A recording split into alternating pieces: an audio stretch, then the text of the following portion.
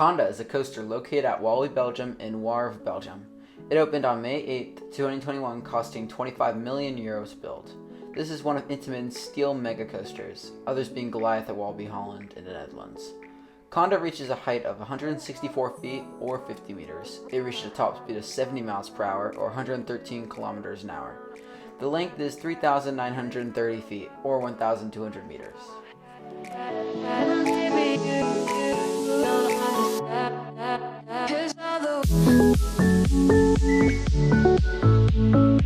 Now, let's talk about the plaza. Kondaa is located in the very back of the park in its own land.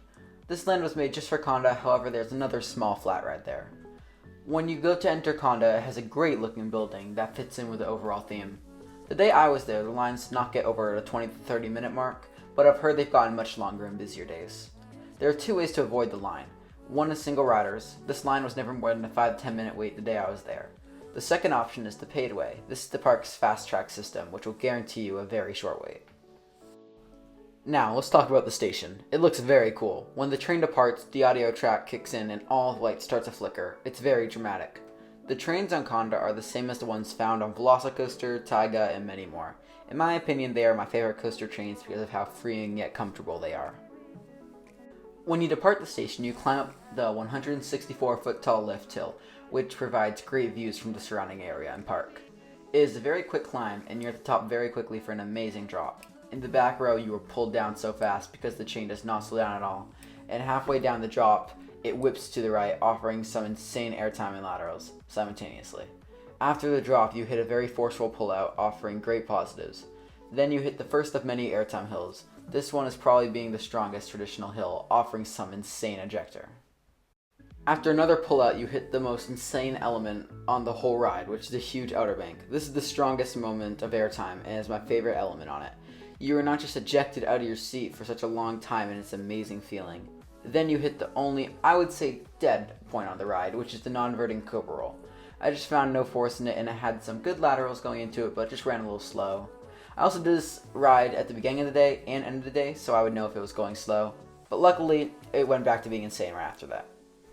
After you exit the cobra roll, you hit a low to the ground airtime hill. This airtime hill is not as strong as the first one, but still provides some good floater. Next, you hit a low to the ground turn that forms into a wave turn. This wave turn does not provide that many forces, but can still give a little bit of airtime. After that, you quickly turn to the left and hit an overbank turn. This provides some great positives. Then you hit another low to the ground airtime hill that is pretty similar to the previous one with good floater. Next, you hit a very strange sequence of elements. It's like a double down mixed with an S-bend. It provides some good laterals and airtime and is very snappy. Then you hit another awesome airtime hill, this one giving some good ejector. At this point, you are very low to the ground and are taking the elements very quickly, unlike the first half, where they were more drawn out. The variety on this coaster is awesome. Next, you slightly bank to the right and then quickly snap to the left with a slightly overbanked turn that has some good airtime going into it.